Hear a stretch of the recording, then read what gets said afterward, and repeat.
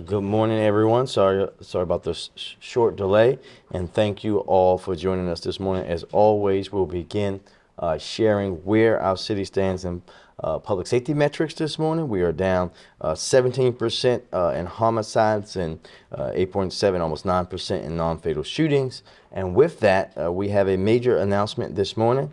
I am pleased to say that yesterday our law department finalized a settlement in our lawsuit against ghost gun manufacturer Polymer 80, the leading and largest ghost gun manufacturer in the country. And that is, of course, nothing short of historic. The settlement deal reached after months of hard work done by our law department led by Solicitor Thompson is the strictest injunctive terms reached by any jurisdiction who has filed a lawsuit like this one. Through the settlement, the city of Baltimore will receive $1.2 million from Polymer 80 in damages. Polymer 80 will be permanently prohibited from selling ghost guns to Maryland residents or advertising in Maryland. In addition, it must cease all customer support in Maryland and prominently state on its website that it will not distribute or sell ghost guns in Maryland. And finally, its dealers in nearby states will also be permanently prohibited from selling ghost guns to Maryland residents. There is also a provision requiring them to provide quarterly reports to the city of Baltimore documenting all sales of ghost guns in neighboring states to ensure that they are complying with that provision. So far, no other settlement has gone this far to ensure that the scourge of ghost guns from a manufacturer like this one will be truly eliminated from our state. This is an issue that has been central to our efforts to tackle violence across the city of Baltimore and a personal focus of mine, as you all know. We know that 9 out of 10 homicides in Baltimore City are committed with guns, and the prevalence of ghost guns have been one of the most significant issues in Baltimore.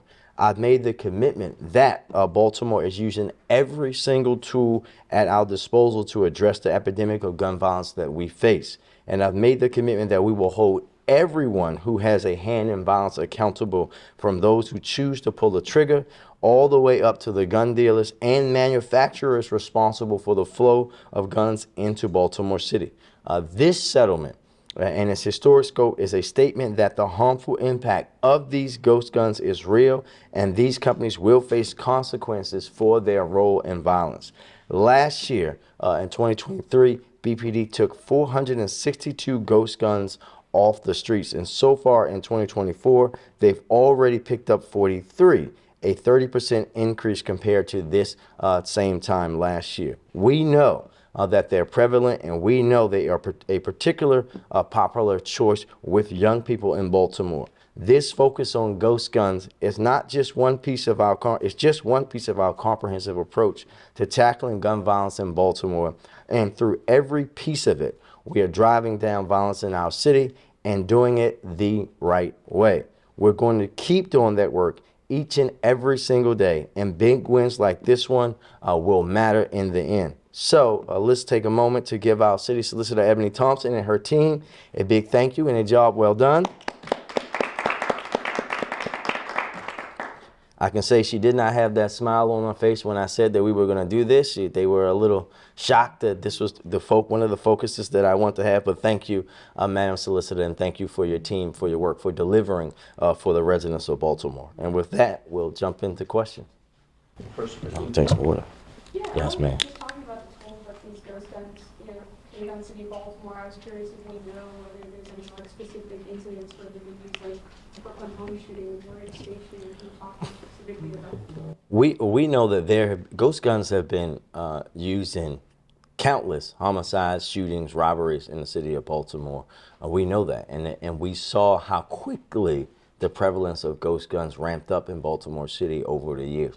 So to have them now be in this state where we're being able to weed them out of our city streets is a big thing. And I think it's important to also just remind folks how people, in particular young people and people who are prohibited, were getting these things. You go online, you go to their website, you order 3 parts of a gun, you put it together. They don't ask you for ID. There's no background check like you have here in Maryland. They don't care if you're a kid. As long as you have a credit card number, you can get the gun. That is not the way we should have gun ownership, not just here in Baltimore, Maryland, but in our country. It's a right, but you have to have a driver's license, have to go to school, and have to do things in order to get that. The same should be the case for getting a weapon that you can literally take someone else's life with. Steve? Mr. Mayor, obviously the city's doing a lot to curtail manufacturers and bad dealers with this and the ATF lawsuit. But what can the state do? What can the criminal legal system do to help clamp down on the illicit firearms trade? Well, I think that our fabulous Attorney General, he has legislation that they have in Annapolis last year and others to be able to do some of the same things. For a long time, when we did this lawsuit, he would have been prohibited for doing the same thing. So working with the state legislator, I know that it's a priority for him to also bring the state into the fight for clamping down on these manufacturers like Polymer 80. Ken? And but also, Lee, I wouldn't be myself if I didn't say that, of course, at the end of the day, the biggest action needed to be taken is at the congressional level, right? We wouldn't have to have this conversation about banning ghost guns in one state or one city versus the next if we had Congress do what they should do, and that's ban them across the country outright. Mr. Mayor, last week the City Council had a hearing about the citation docket from the State's Attorney's Office concerning the amount of citations handed out. So along those lines, one of your Democratic mayoral re-election opponents has said that you're not focusing enough on low-level crimes and that there should be a priority to mandate police to hand them out. What do you say to that? Are you focused on ghost guns and murders as much as low-level crimes such as urination and aggressive panhandling? The first thing is that we know that violence has been the driver of Baltimore crime, and that keeping people alive and stopping people from dying should be the #1 focus, and that will always be as long as I'm here. However, I think that the significant amount of concern that was touted last week about how the docket is being handled. What you heard at the council hearing is everyone aligned and wanted to make this work, to be good partners with the SAO and the police department to address the behaviors being identified. We should not and we will not be evaluating the success effort of commitment of BPD simply on the number of citations given. BPD, we know, infamously had quotas, and that work was tried in the past, and having that happen is how we got into a consent decree. We're not going back down that road of saying simply by the numbers, because when you think about that work, it didn't make Baltimore better. And when you think about how we're deterring the activities, which ultimately we should be talking about, the same thing we talked about this last year, this time around with the Squeegee Collaborative, right? And folks were saying you're not giving out any citations for squeegeeing, but you don't see squeegee kids, right? Which is ultimately what you want to have. Our police officers are highly trained. They do great work each and every day. And when they're having these discussions, as they will continue to go out and work in partnership with the SEO and everybody in public safety, it's about making sure that they're working to make sure that the behavior is stopping and not just simply talking about some quota to go back to some failed policing policies of the past. But since you asked and brought it up, and anyone stating that our BPD officers aren't engaged in fighting and reducing crime and violence in the city are really just engaging in Trump-type tactics where they just say anything out of their mouths. Because in that time period that they mentioned, this is what our police officers who are working hard each and every day have been able to do.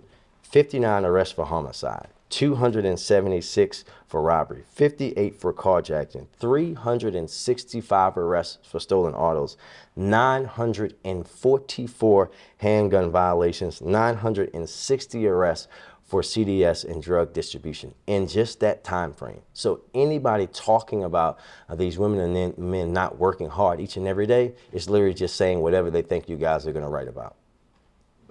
We also have a quality of life crimes question.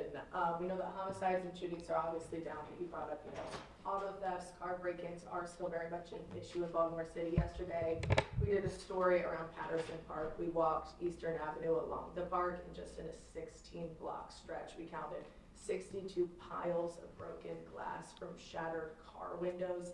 Several residents in the area said that they would park illegally before they parked around the park because of all of the break-ins that have been happening. Many of them also said at this point they're considering leaving the city because of this problem. With that being said, what is your message to residents? who A are couple of considering things. Leaving the city because of an increase in quality of life crime? A couple things that, again, we're focused on that, right? I think that what I would ask everyone to do is remember that when BPD goes out and makes these auto theft arrests, you heard me say this to you before when you asked a similar question. Again, you just heard about them making 365 of them over a several month period. This is about what happens after that. This is about making sure that we are holding our partners in the other parts of the justice system accountable too. Because when the police department, which again, they follow my direction, that we are there to enforce the law. When someone is in a stolen car and they arrest that person in a stolen car at 9 o'clock in the morning, and then they're seeing that same person in a stolen car that evening, that isn't about the police department or the city of Baltimore and what they're doing. We have to have a total conversation about why is it that we're arresting the same people for the same types of crime over and over and over again. And we'll also continue to work, as we always have in Southeast and any other parts of Baltimore, about how we can make sure that the police department is not all just patrolling and making these arrests, but informing residents on how to keep themselves and their property safe. Simple things like not leaving your cell phone in the car or leaving chargers or change, and all of these things can help to not have your car window broken in by somebody. We know that we've been doing the giveaways with the locks because we continuously, again, see that over 60% of the vehicles that have been stolen are from just two simple manufacturers, as they are in every single jurisdiction across the country. We will continue to work, and I want the folks that you to know and want you to take back to those folks is that the police department is making those arrests. It's about what's happening on the other parts of the system, and we're working, obviously, as we all were. Been in Annapolis recently talking about how to change state laws to keep folks and hold them accountable, but we need everybody to continue to do that as well. You're citing the arrests, but car thefts are still up 90%. Again, I think that you're answering your own question, right? If we make the arrest and then that person goes to jail and then comes back home, that's not a question for the mayor of Baltimore or the police department. That's for other people in the parts of the justice system to say, why is it that they keep making these same arrests? And I think being the fabulous reporter that you are, to look at those rearrests and look at people who aren't and the time that they're not serving is a conversation for other folks, because we are doing our part each and every day. We know that we're working now with our partners at the state, because we actually have partners at the state government that we didn't have before. We have a deep partnership with the state's attorney's office, deeper than we had in the past, and we're going to continue to work with them. But you've heard the frustration from everybody on the city side, from myself, from the police commissioner, from the state's attorney, about the consistency that we're seeing the same people over and over and over again. So who do you hold accountable for that? We all have to hold accountable every part of the system. So I'm not a judge, right? I don't determine how long someone stays in jail. I don't work at an agency that determines whether someone gets held or gets released. Those are the conversations that you guys need to be having with them.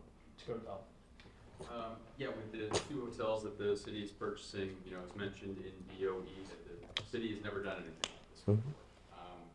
Why did you decide that $18 million in ARPA funds was a good amount of money to spend on a fix that was also noted as a temporary solution?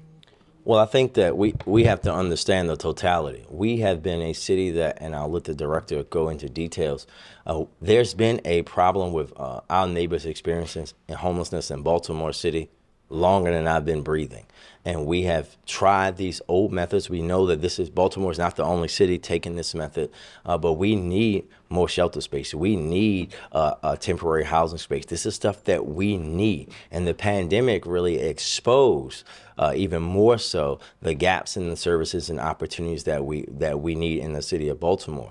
These are places that we are utilizing now, as you heard earlier, and we're going to continue to do that, because we have to stop thinking about solving homelessness as one simple thing. every single, you even heard that from Ms. Flowers, who was protesting today, well, kind of protesting, but talking about supporting this effort, because we need to have an individualized approach for all of these folks that are experiencing homelessness. And there is no one simple fix. This is money well spent, because this allows us to get people, even in a temporary fashion or a longer period of fashion, off the streets, working with folks to get them the services and things that they need so that they don't end up back out on the street to begin with. This is about seeing our residents who are suffering from homelessness as human, something that, quite frankly, we haven't been for a long, long time. And I can just give you one anecdotal story about how great and impactful this work is. I was doing a neighborhood walk in Park Heights a few summers ago, and a young man, elementary school age, walked up to me and was just talking, showing me how he had drew his own comic book, and was telling me these things. And I just simply asked him, because, like, where's his parent? And he goes, "Oh, my mom's in the car." I'm like, "Well, what is she doing in the car?" He said, "I can't tell you." He didn't want to tell me in front of a bunch of people. So I made everyone move, and he told me, "We live in my car. We live in our car." I was able to bring over the MOHS team. They talked to the mom and the family aside. And then a few months later, in the winter, I'm at the Baltimore City Robotics Championship. And his mom comes up to me, hugged me, crying. He's now one of the leaders on this robotics team. He's doing great because we were able to get them housing and put them in a stable situation. That's why this kind of work is important. I don't know if you want to add anything to that. Yeah, thank you. I would encourage us to recognize this acquisition is not about temporary housing or shelter. This is about long-term, affordable, permanent, supportive housing for our community. And what we're seeing is not only the units are not available, but we're seeing our community wanting to support permanent supporting housing in a way that I don't think we've seen before. And so this acquisition is really the early steps of conversation of, we have to create the units, we have to invest in them. And so this 18 million is, in my opinion, a small fraction of what we're going to need in order to make the large impact that we need to make. We have thousands of folks that have asked us for housing in 2023, well over 4,000, and we're not able to meet that need. And I think it's our responsibility to do our part. As the mayor said, this is a system, and there are multiple components when you're dealing with systems level work. But what I've been incredibly encouraged about is the amount of support from the community in wanting this level of investment, in recognizing that this is about people. So if there are other questions surrounding a hotel, absolutely, but I really encourage all of us to recognize that this is not about short-term solution. This acquisition is about long-term, sustainable, permanent supporting housing for our community. Quick follow-up. Before we go, questions, Emily? You guys? Sure, this is a great segue. So one of the things approved at the DOE was some management services for 9 months at those properties. And Ms. Flowers did express some concerns, that working with unsheltered people provides some challenges that regular hotel management might not have experience in. Can you address those concerns? Can you talk about, will the people working there have any type of training experience? Can you just address that? Yes, absolutely. So the management is not the service provider, though. So when we're talking about the management agreement that was approved today, this is about facilities management. This is about operations. What our agency is going to do is have a supportive program provider similar to what we have at other city-funded shelters. But what we're also going to do a little bit differently is having a lot more investment from DSS, a lot more investment from community-based organizations that's also going to come in, provide workshops, and individualized program services and support. So the management agreement, simply about operations, so that we can continue to operate the facility without interruption. I think this is a question for Director Simmons. So my understanding is that the total number of beds between these two hotels is lower than the threshold the city had been shooting for, by like maybe 100 or more than 100. Does MOHS have other plans to cover that gap to get to the 275 level, or are you satisfied with the number of beds between these two hotels? No, absolutely. What we're looking to do is to purchase additional hotel space. So we are actively in the market with the Department of Real Estate looking at long-term emergency shelter space. So one of the things that I'll highlight for the world to just know and understand is before COVID, the city had 650 permanent shelter beds. Since COVID, we're currently operating with 450 permanent beds. But what we've seen in our system is thousands of people that are coming through that are looking for shelter space. So what we're invested in doing is finding a space that's going to accommodate the number that was mentioned earlier. My hope is that I'm nervous about giving an actual number because then I'm going to see that number show up someplace else. But what I will say is that the goal is with these hotels, this is not shelter space. So those beds are really surrounding what is the possibility for permanent housing units, right? So in terms of shelter beds, we are looking to purchase or attain another facility that's going to act as a permanent shelter space with increased capacity for the city of Baltimore. So that would involve buying a third hotel, am I understanding that? So, no, let me clarify. So a couple things I'm going to clarify. So the first being, when the city initially put out an RFI, which I think was in April of 2022, if I'm not mistaken, I'll make sure that we get you the accurate date. We actually, in that RFI, we said between 100 to 200 or possibly that 275 range. So when we initially went to the market, we actually had a much wider range as to what we potentially could attain. And so this is about when we actually went out to the market, it was about understanding the hotel market and understanding, what was actually available, which is why we did that RFI. And so throughout this process, we've been very intentional and very thoughtful about the type of hotels that we could acquire that would help add the additional capacity. So the other piece of this that I also think is important, when we were talking about that 275, we were talking about non-congregate shelter, which you could potentially have single occupancy or you can have double occupancy, right? And so that's an approach that now that we are, still actively going through a pandemic, but, the situation surrounding the pandemic has shifted slightly. Our approach around how we will utilize those beds will also shift as well. And to clarify around the acquisition of additional hotels, we are on the market. This is about ensuring that we have pre-pandemic level spaces that can meet the needs that we are currently seeing with our individuals and populations that are experiencing homelessness. That could be a short-term lease. It could be a long-term lease. If we find a good deal that we think works for the city, it could be, a longer-term deal. So I just want to be very clear that we're very flexible about what we're looking for on the market, but we're very excited about what what this purchase will add to our ecosystem. One related question might be for the mayor. There's additional funding that the city had set aside for, a budget or a potential budget for acquiring these hotels, and there's at least maybe 10 or 12 million left over in there. It's not. So again, let me clarify. So we budgeted about $40 million for the acquisition of hotels because we had to be clear about what the market, what was available on the market. During that time, we've also seen fluctuations in real estate values, especially in our downtown core, which, the two hotels that we've purchased are, in that kind of downtown area, which is also why we were very thoughtful and intentional and took our time with the acquisition to make sure that we got the best deal for taxpayers. And so during that time, what we've actually been able to do and use that money for is for all of the fees associated with maintaining congregate and non-congregate shelter. So, for example, prior to the pandemic, we had CARES Act funding. That CARES Act funding ended. We still needed to maintain the hotels that we were leasing, and so we were using ARPA dollars that were in the hotel acquisition budget to pay for the leases of the multiple hotels that we are leasing across the city. Then you also have this particular acquisition,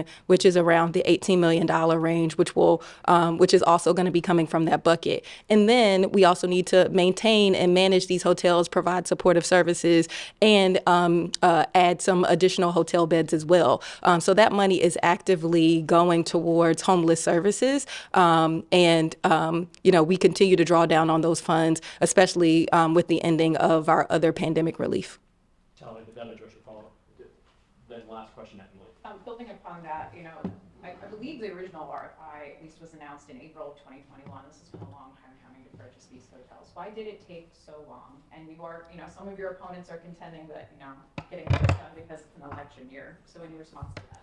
Yeah, I think that people should know that real estate deals don't happen overnight, right? Like, you have to negotiate. You have to find folks that actually want to sell, and this is us doing our due diligence. And we'll be reminded that this is not something that my office alone had to do, right? Real estate actually works through the comptroller's office. So we have been at this for quite some time. We know that it's political season, so they're going to say that everything is related. But I think that folks, especially folks who used to be in city government, understand that when you're talking about purchasing hotels and property, that you're not talking land deals. You're not talking about things that are going to happen. You announce it in the summer of 2021, and then in the next 6 months, you're going to be cutting the ribbon on a new facility. That's just not how real estate deal works. We know that, for example, they let the Inner Harbor sitting there rotting for 20 years, and we were able to get it in the hands of someone a lot faster, but that still took several years.